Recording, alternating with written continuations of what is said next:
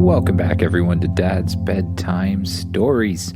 Once again, parents out there, before you disappear, make sure you rate the podcast, like the podcast. If you're enjoying the podcast anyways, please interact with it in some way to help others find it. I also bet there's a lot of kids out there listening who have great ideas for what should happen next in the podcast. So, what I want you to do is get your parents to email me at dad.bedtimestories@gmail.com or to go on my Facebook page and post what you'd like to see happen next right there. All I need is a basic idea and I'll do the rest. Now, time for the story. This is episode 67, The Martian Homeworld. As usual, just sit back in your bed, relax, get as cozy as you can, and imagine yourself doing what the kid in the story does. You wake up and get out of bed. As soon as you're able to completely clear your eyes, you look around and realize that you're on the moon base. Oh yeah. You wonder if all of your friends are up yet, and you decide to go to the mess hall to see. You walk out the door, down the hallway, and into an elevator. The elevator suddenly shoots up.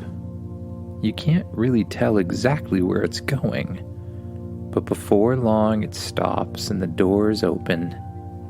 You walk directly into the mess hall, where all of your classmates are eating breakfast. You go and order whatever you want for breakfast, and a robot servant brings it back to you. You and your friends speak at the breakfast table about the battle the night before, and how you met the Martians and they invited you to come see their homeworld. Then one of your friends speaks up and says, "Listen, this has been really fun and everything, and I think we're gonna do it again in the future, but right now, I think we better go home," says your friend. "I understand," you say. "No worries at all. You guys can head home, but I'm gonna go check out the Martian homeworld. That's too exciting to wait for." "Okay.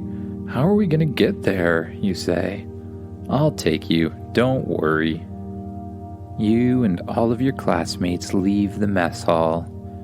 You take the elevator back down to the bay. You walk down the halls and through the doors into the hangar. "Well, everyone, jump in the spaceship, we'll get going." Spaceship is still parked in the middle of the hangar bay. When you walk inside, you see that it's still in its larger form, big enough for all of your classmates. With a seat for everyone, a much bigger living room and kitchen, and a whole set of bedrooms in case you all needed to sleep there. "One of these days, we should all go on an adventure to another planet," says your friend. "That's a good idea. You guys can come anytime you want." "Awesome. And since you guys were such a great help, you can keep the watches with the spacesuits." That makes everyone else very excited. They like the idea of having their own spacesuit whenever they need it. You go to the command chair, and you put your hands on the steering wheel. The spaceship powers up and starts to hover in the air. You turn it around in a circle, facing the other direction, and then push forward on the throttle and blast out of the moon base. You fly away from the moon, and it disappears in the distance. As you get closer to the Earth, it becomes bigger and bigger and bigger until it takes up your entire view screen. You push down through the atmosphere, and you begin to fly towards your hometown or city. Once you get there, you tell everyone to put on their spacesuits. You're just gonna fly over, and they can fly out of the ship and back to their house. Okay, but what happens to that robot that's been pretending to be me? Asks one of your friends. Oh, don't worry about it. As soon as it sees you, it'll spark and sputter, and then basically it'll just turn into goo. If you want to download its memories, you have to ask it before it turns into goo. And then it'll give you a little helmet to put on your head, download the memories, and there you have it. You remember everything it did. Okay. Anyways, we're about to fly over my house, says your friend. You open the hatch on the back of the ship, and one by one your friends put on their spacesuits, hover up in the air, and fly out the back of the ship and down towards their own homes. When the last one leaves, you jump back in the command chair and fly up and out of the atmosphere again. But this time you really press the throttle forward, blasting off towards Mars. When you first get into space, Mars just looks like a star in the distance. But the closer you get, the bigger it gets, until all you can see is a huge, red-looking planet. Now what, spaceship? I don't see anything around here. I am locating an entrance to the center of the planet. Entrance located. Spaceship takes over flight and flies you down towards the planet. Right at where the North Pole of the planet would be, spaceship begins to descend. Right before it seems like you're about to hit the ground, a huge mountain splits in half and opens up. The spaceship flies down into the mountain. It goes through a long but really big tunnel until you come to an opening. When you fly into the opening, you see a gigantic, futuristic-looking city. There's robots and cars flying everywhere. There's some sort of artificial sun at the top of it that heats the whole thing. Wow, this place is huge. It's almost like they hollowed out the entire middle of the planet, you say. Surrounding the city are huge areas of grass and trees, covered with rivers and lakes. Your intercom suddenly turns on. "Welcome to Mars," says a voice on the other side. "We never thought you'd come. It's so good to see you. Now we will send a car, just follow it, and you'll meet up with me." Okay, but can I ask what kind of accent that is? "Oh, this. Well, don't worry about this. This is just how we Martians sound." Okay, well, whatever, you say. Show us where to go. Just then, a flying car with bright flashing lights flies in front of you. You and Spaceship follow it.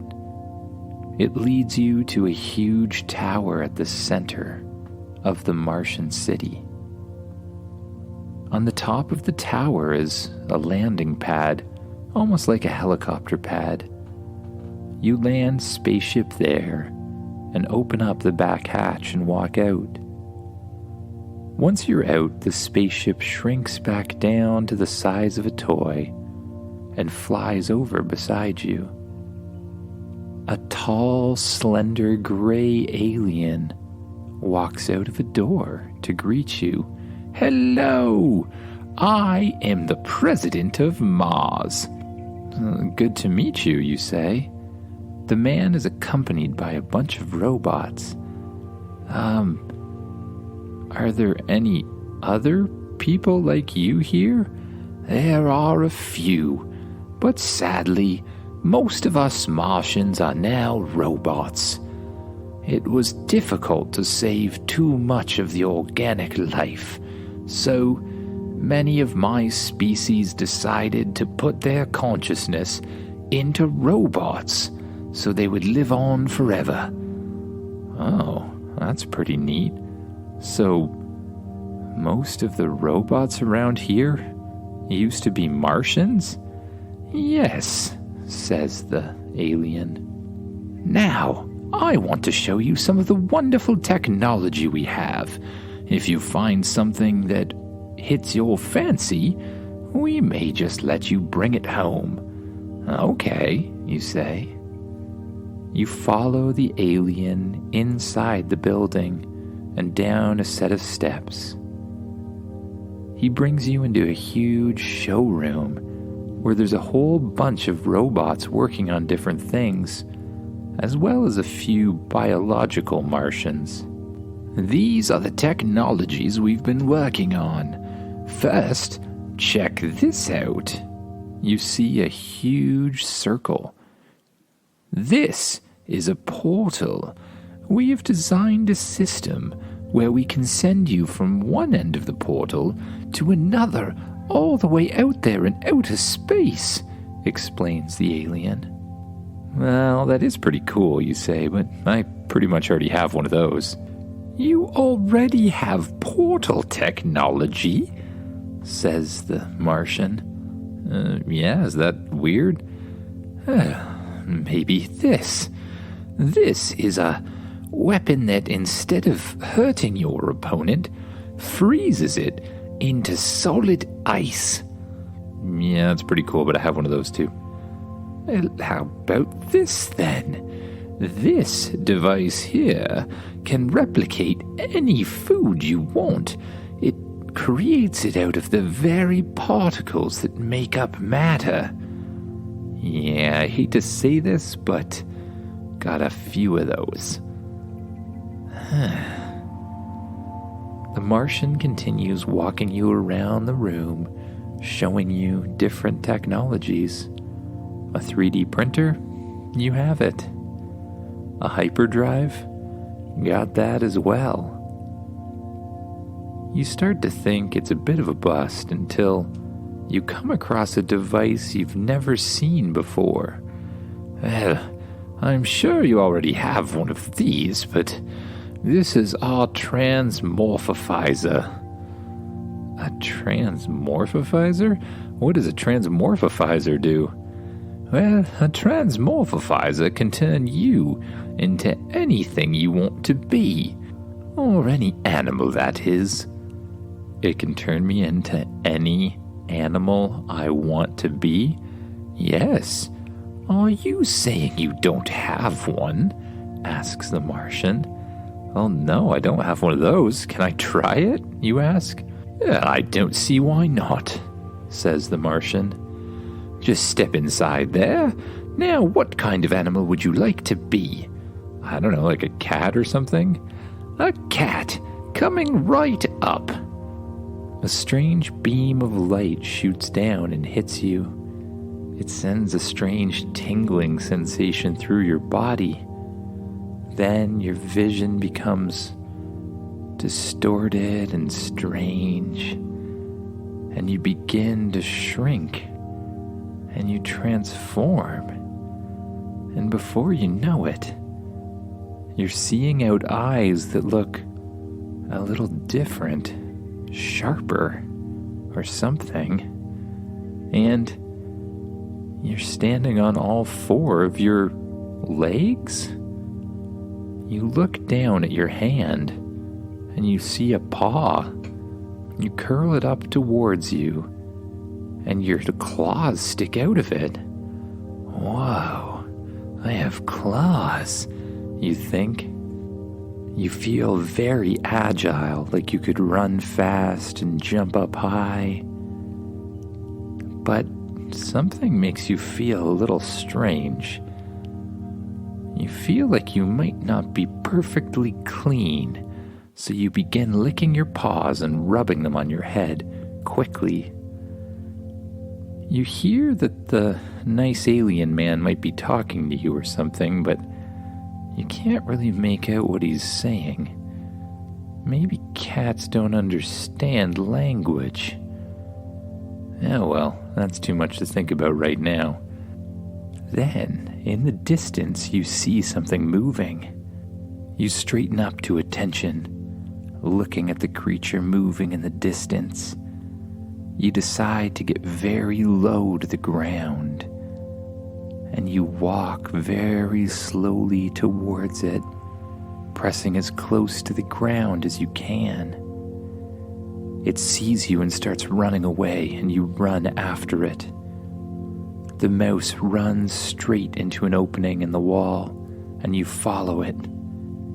You chase the mouse through a tunnel that leads outside, and then the mouse begins running away from the building and into the forest area nearby. You run after it as fast as you can, but the mouse disappears. You know there's something you should be doing right now, but you're feeling kinda tired. You see a tree in front of you that looks really fun to climb. You stick your claws out, jam them into the tree, and you realize you can easily pull yourself up.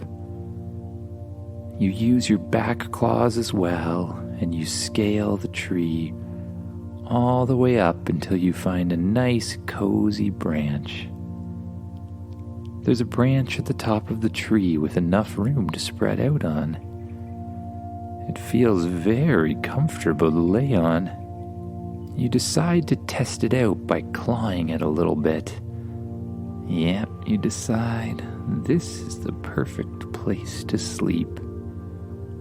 You curl up on the branch, feeling all cozy and warm, and your eyes begin to get heavy. As they become heavy, you just let them close, and you allow yourself to drift off to sleep. Good night, everyone.